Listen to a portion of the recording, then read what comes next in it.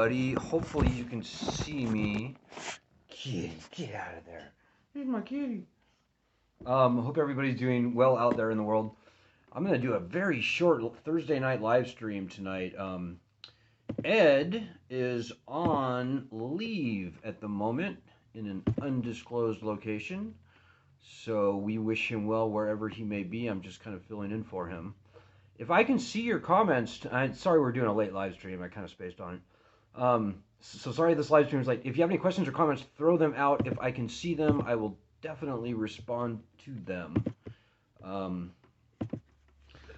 we're glad you found us. We are the oldest and largest, and in many ways, really only true grassroots citizens group fighting for student loan justice. So for the first 16 years, yes, you heard that right, 16 years of our existence, student loan justice meant very moderately getting bankruptcy protections returned to the loans. But I am now here to tell you tonight that this lending system is failed. It's catastrophically failed. It's finished.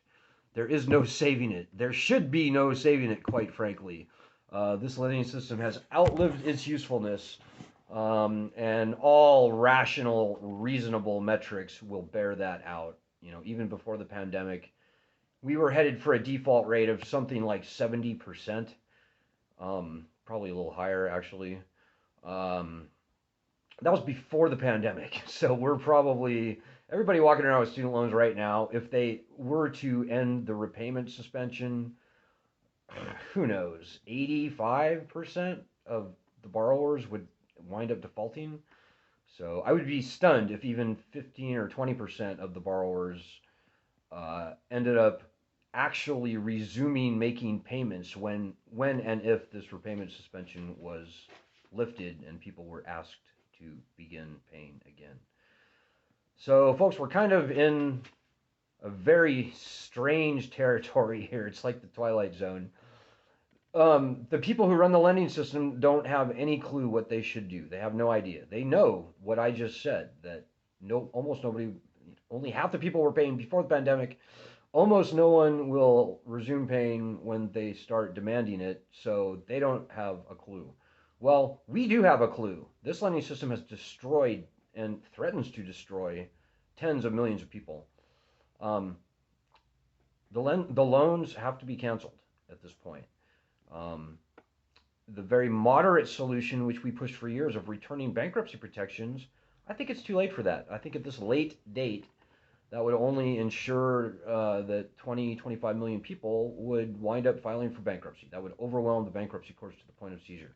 Still needs to happen, no doubt, but frankly, I think it's time to cancel all the loans that can be canceled.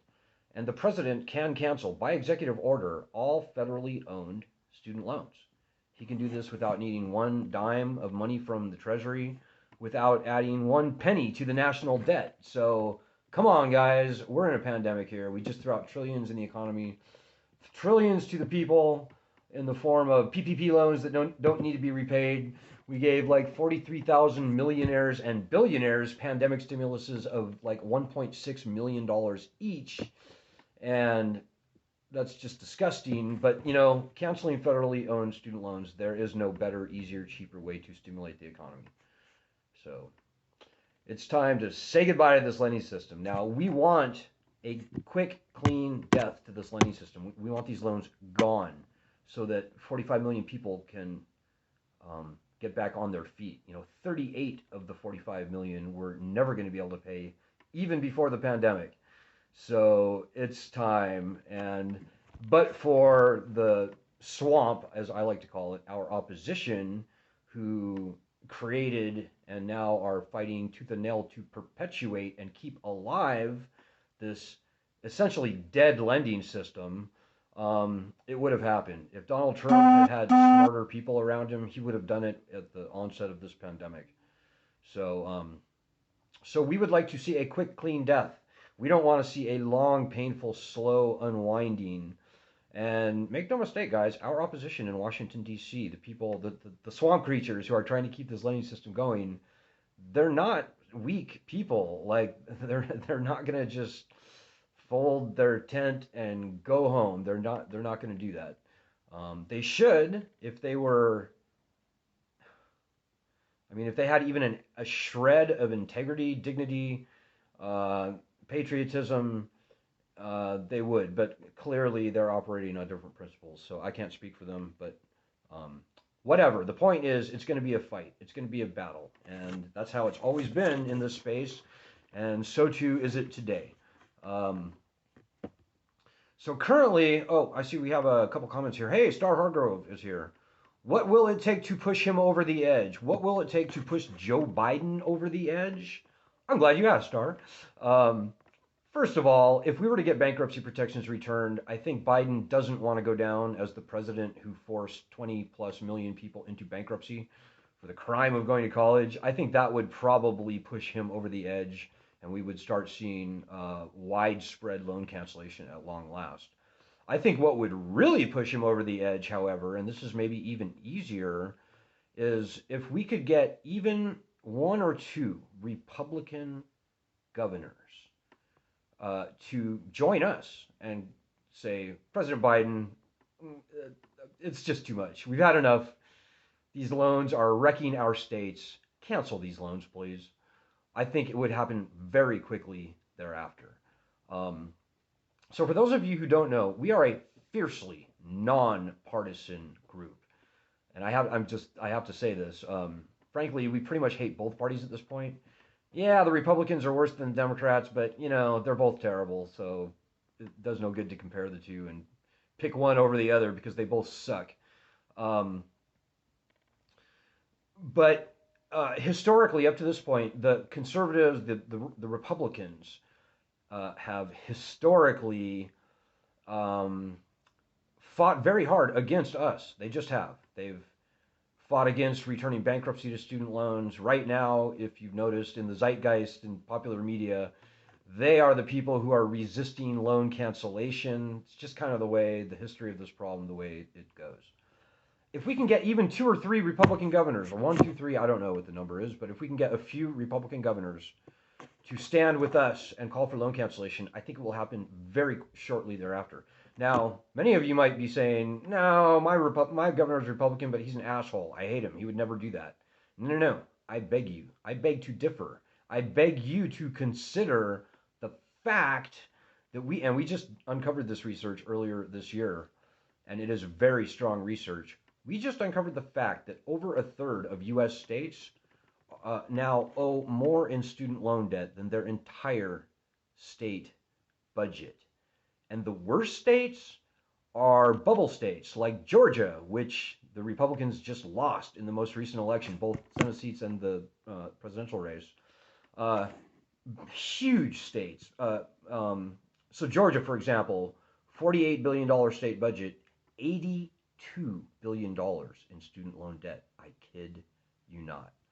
But other states like Texas, like Florida, like Tennessee, like Ohio, like North Carolina and South Carolina and Alabama and Indiana and Missouri and Maryland and New Hampshire and South Dakota, all those states, Colorado, which is kind of a bubble state, all of those states owe more in student loan debt than their entire state budgets. So we have a very strong case to take to these governors, and we need to do that. We need to get these governors to fight for their people over the big government lending system, which conservatives claim to hate, the big government college enriching lending system, another thing that the conservatives claim to not like, that is the colleges. They should be on our side. They should be, and we need to push them. So if you live in any of the states that I just mentioned, and you have a Republican governor, I think North Carolina is the only state that I just mentioned where there is not a Republican governor. So all the other states, we need you. We need you to get a meeting, whether it's a phone meeting or whatever, with, ideally, it would be with the governor himself. Obviously, that's probably unlikely. But if we could get into a meeting with his chief of staff, that would be great. But really, any staff that the governor's office deems appropriate. We need to do that because, guys, that thing I just told you about the state budgets and student loan debt exceeding state budgets, these people don't even know that. They don't know. The governor doesn't know. This is a federal thing. They don't think about federal stuff. They think about the state budget all the time, but by and large, have no clue about how much their people owe in student loan debt. So this is new information that they don't know, that we need to tell them, and we need to push them very hard to do the obvious right thing and join us in calling for the presidential cancellation of certainly all federally owned student loans by executive order. And maybe also I would add the return of bankruptcy protections to all student loans. So this can happen. And if you're sitting there thinking that I'm not talking to you, no, I'm talking to you. Don't sit back and wait and watch and worry and expect that anybody else is going to pull your weight. It just doesn't work that way. If you live in any of those states, then we need you to get on this and for you to make it your mission to simply get a meeting with the governor or the governor's staff.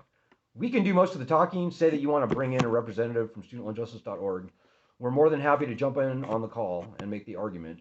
But that starts with you. You know, they will listen to their constituents. They'll take their constituents seriously, less seriously for people who call that are out of state or not constituents. So if you forget everything I said tonight, just remember that last bit. If you live in any of those states. And, you know, even Oklahoma would probably be good. Definitely a Republican governor there. They are not actually underwater vis-a-vis student loan debt versus their state budget, but they're close. You know, I think Oklahoma is like 80% of their state budget is what the state owes in student loan debt. So yeah, any Republican governors actually is great, but the ones in the states that I just mentioned are probably most important. So yeah, guys, make it happen. This is really on you. The stakes are very high. This is going to take quite a bit of effort on your part. Probably not a huge amount, but quite a bit. And honestly, I think that the staffers that we end up meeting with will be very glad that we informed them of this. I mean, they don't want their states to be wrecked by debt. I mean, in Georgia, I use Georgia because it's the worst example, you know, $82 billion, you know, interest alone on that is like $5 billion a year. Now, that's money going out of state and going to the books of the federal government. That doesn't help anybody except for maybe a few people inside the Beltway. It certainly doesn't help the state of Georgia. So, yeah. So we look forward to creating these working relationships with governor's offices across the country. Not hard to do. It takes a little bit of work. We can't do it. You have to do it. So it's on you guys. If you've done nothing or very little to help in this fight over the years, now would be the time for you to turn over a new leaf because things are happening very quickly. You know, things are changing every day. Who knows? We might wake up tomorrow and all of a sudden, you know, something really bad could be the case. They may very well sell off the entire federal student loan portfolio to Wall Street. I literally could see that happening. In fact, I'm quite worried about that, to be honest with you. And that would be bad. And we don't want that. We want these loans canceled in a really quick, clean way. And getting some Republican governors on our side is how that's going to happen the most efficient, quick manner possible. So, all right, guys, you know what? I said I was going to keep it short tonight, and I'm going to stay true to those words. But maybe the last thing I'll say tonight, check back every day here, guys. Things are happening quickly. Things are getting exciting. And now is the time to fight. And it really just starts with you. I know a lot of people out there are doing the hard work. It's not even hard. But a lot of people out there are doing the stuff that we need to get done out there in the country. And to those people, I salute you. I mean, really, we are the pioneers. To everybody else, you better get off your ass because these are your loans. This is your problem. We need you. And we need you to succeed, and you need us to succeed. And that's kind of the way it goes. So let's all pitch in a little bit and get this going, get this virtuous cycle going, free the country, and not only that, but free the tens or hundreds of millions of people who are going to follow in our footsteps and who don't deserve to be conquered and enslaved by debt. So good luck, Godspeed, and God bless everybody. I will be back tomorrow. I'll see you tomorrow.